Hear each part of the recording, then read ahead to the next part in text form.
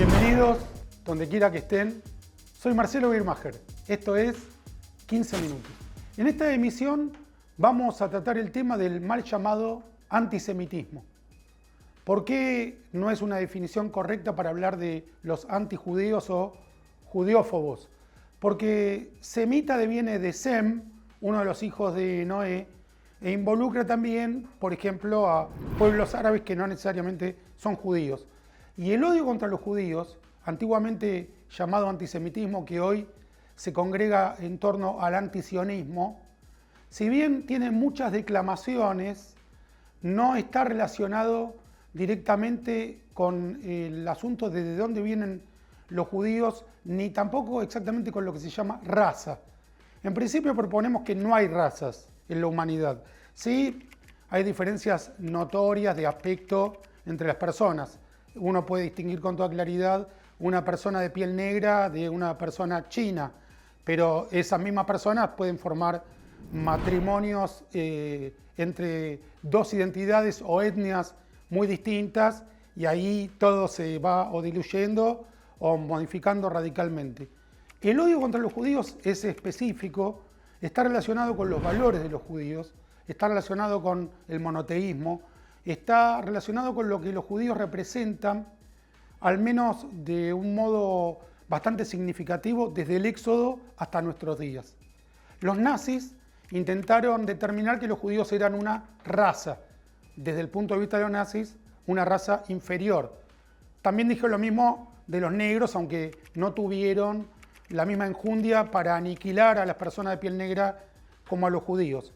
Sin embargo, hay judíos efectivamente negros, hay judíos negros africanos, como los judíos etíopes, que fueron llevados a Israel de manera masiva, centenares de miles, en la primera inmigración de personas de piel negra del África al Asia, en este caso Israel, no para esclavizarlos, sino para liberarlos, para ofrecerles un destino mejor que el que tenían, en todos los casos voluntariamente. Hay judíos chinos, hay judíos japoneses, hay judíos de todo tipo de color de piel y de toda procedencia, de modo que no se limita a lo semita el judío. Hay judíos que son conversos, que no nacieron judíos, y todas las ramas del judaísmo los aceptan como judíos, y judío se considera, por todas las ramas del judaísmo, a toda persona nacida de una madre judía. Pero además hay judíos, reitero, conversos o judíos adoptados.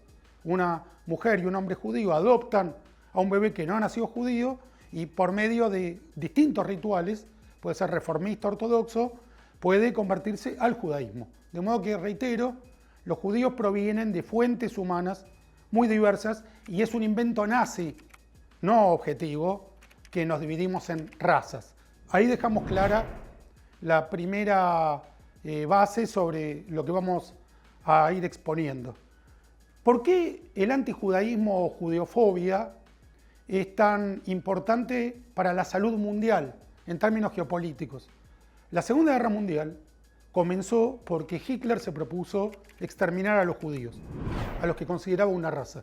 Los investigadores, los historiadores más avesados, los más reconocidos, por ejemplo Anthony Beevor, mencionado caballero por la reina de Inglaterra, uno de los mejores historiadores de la Segunda Guerra Mundial, detalla que la Segunda Guerra Mundial se lanza no usando a los judíos como una coartada para dominar el mundo, al revés. El propósito de Hitler era dominar el mundo para poder aniquilar a los judíos. Y se suicidó frustrado, por mucho que hubiera matado y conquistado la mitad del planeta, porque no había logrado, él mismo lo dijo en su testamento político, no había logrado que el pueblo alemán fuera lo suficientemente hábil en aniquilar a todos los judíos del mundo. De todos modos, llegaron a aniquilar a un tercio del pueblo judío durante la Segunda Guerra Mundial. La Inquisición en España tenía como propósito terminar con la vida judía en España. Eso generó movimientos mundiales, literalmente, antes incluso de que los españoles llegaran a América. Pero la Segunda Guerra Mundial es lo más cercano en el tiempo y la más determinante. El mundo geopolítico que conocemos en la actualidad deviene de que Hitler intentó exterminar a los judíos y para eso invadió Europa Occidental, invadió Europa Oriental, antes la Unión Soviética. miren la importancia que tiene el odio antijudío. Y hoy mismo, minoritario como es el pueblo judío en el mundo, el antijudaísmo también está determinando, igual que en la Segunda Guerra Mundial, no en la Guerra Fría, pero sí en la actualidad, el vórtice, el punto centrífugo de los conflictos geopolíticos en el mundo. El conflicto geopolítico central en el mundo hoy es la lucha del occidente liberal contra el islamo-nazismo. Y el islamo-nazismo tiene como prerrogativa el exterminio del pueblo judío, comenzando por aniquilar al Estado de Israel. Hay en esta vocación, tanto de los nazis como de los islamonazis actuales, un elemento racional, porque, por ejemplo, Hitler inventaba el concepto de raza, pero en la vocación de los islamonazis y sus aliados, de aniquilar a los judíos, ¿hay algún elemento que esté relacionado funcionalmente con destruir a las democracias? Sí. Las democracias liberales, otro elemento importante de los judíos, devienen de los 10 mandamientos. El Éxodo, la epopeya de Moisés, al llevar al pueblo hebreo desde Egipto hasta la tierra prometida y en el intervalo del Sinai, un trayecto que duró 40 años, en el intervalo de recibir los 10 mandamientos, no asesinar, no mentir y no robar, son las bases en las que se fundaron las democracias liberales, comenzando por la democracia norteamericana en 1776, que refería directamente al Antiguo Testamento para defender los valores en los que se iba a iniciar la primera república contemporánea con el gobierno del hombre electo por el hombre. Una vez dicho esto, hay un elemento escatológico en el sentido de irracional, findemundista del islamonazismo, que es preferimos morir antes que permitir que sobrevivan las democracias, preferimos la destrucción del mundo antes que perder nuestro proyecto de Sharia, la ley fundamentalista islamonazi. En esto se diferencian mucho, quizás radicalmente, de lo que fue la lucha de Norteamérica contra los comunistas durante lo que recién dijimos, la Guerra Fría. Los comunistas no estaban dispuestos a destruir el mundo antes que ser derrotados. De hecho, cada vez que hubo el atisbo de una conflagración nuclear, los soviéticos se retiraron antes que llegar a un enfrentamiento que hubiera resultado un cataclismo para toda la humanidad. Los islamonazis solo carecen de los recursos para llegar a esa confrontación. Y los soviéticos, si bien Stalin fue uno de los peores antijudíos que hubo después de Hitler, no privilegiaban aniquilar a los judíos por encima de su propia conveniencia.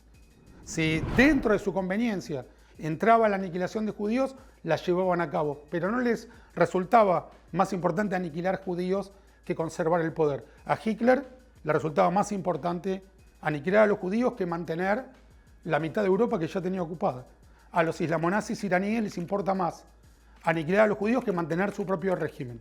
Ahí hay una diferencia sustancial en la cual, repito, el antijudaísmo juega un rol central en la moderna geopolítica. ¿Cuál es el rol de los medios de comunicación en esta guerra caliente entre el islamonazismo y las democracias liberales, en las que, igual que durante el nazismo, hay una concatenación entre aniquilar a los judíos y aniquilar a las democracias liberales? Lo acabamos de decir, es aniquilar los 10 mandamientos, es aniquilar la idea base del monoteísmo, que es que por encima de los hombres hay una autoridad indescriptible que nos obliga a respetarnos unos a otros como criaturas que en todos los casos valemos uno y no dos ni medio, que las mujeres y los hombres tenemos los mismos derechos y que la vida y la libertad del otro son sagradas, que ese principio no puede decidirse democráticamente. Es una ley que nos antecede metafísicamente. El otro es un ser humano, no lo podemos comprobar científicamente. Por ejemplo, recientemente el presidente de Francia permitió que su esposa se sometiera a la humillación de demostrar que era mujer. Eso, bajo los parámetros democráticos / metafísicos, está prohibido por nuestra idea de que todos somos seres humanos. No hay nadie en este planeta que esté obligado a demostrar que es una persona, una mujer o un hombre. No hay una obligación ética de exponerse así ante los medios de comunicación para ratificar una identidad. Los demás son personas igual que nosotros y estamos obligados tautológicamente a aceptar esa verdad. Es porque sí.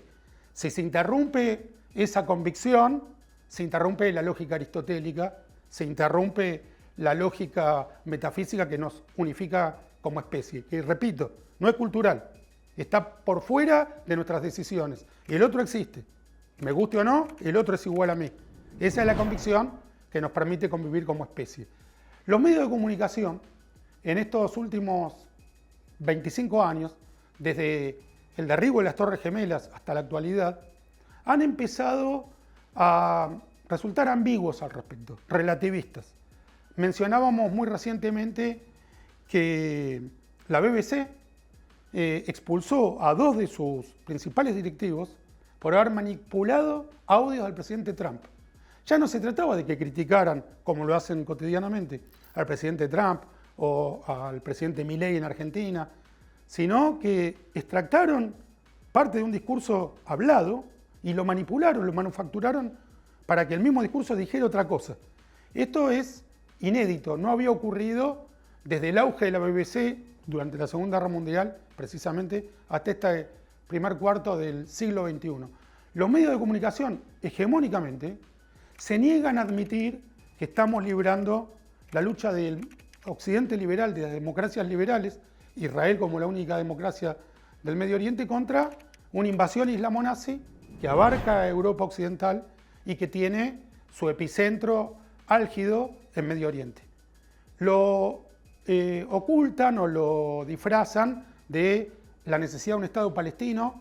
Nunca hubo un contingente palestino articulado que reclamara un Estado.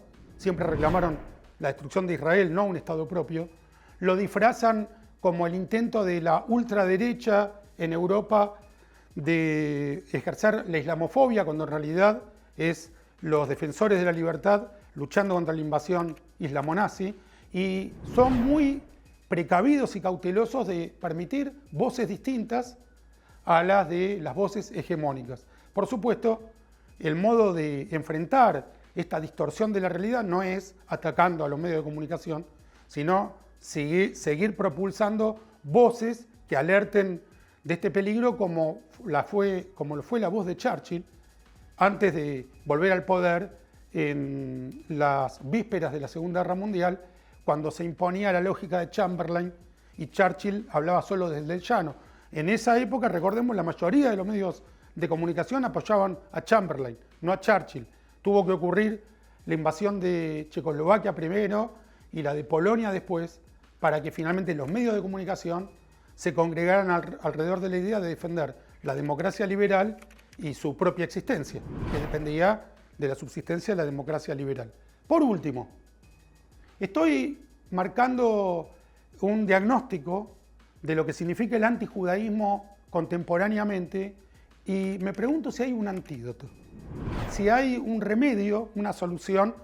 Los nazis llamaron solución final al aniquilamiento de judíos, no lo consiguieron, pero pensemos una solución determinante para el problema del antijudaísmo. No hay un antídoto completo. Es una permanente batalla de la libertad contra las fuerzas del totalitarismo. Hubo una batalla contra los nazis que la ganó el mundo libre, la ganaron los aliados en colaboración con el asesino Stalin, pero la ganaron finalmente los aliados.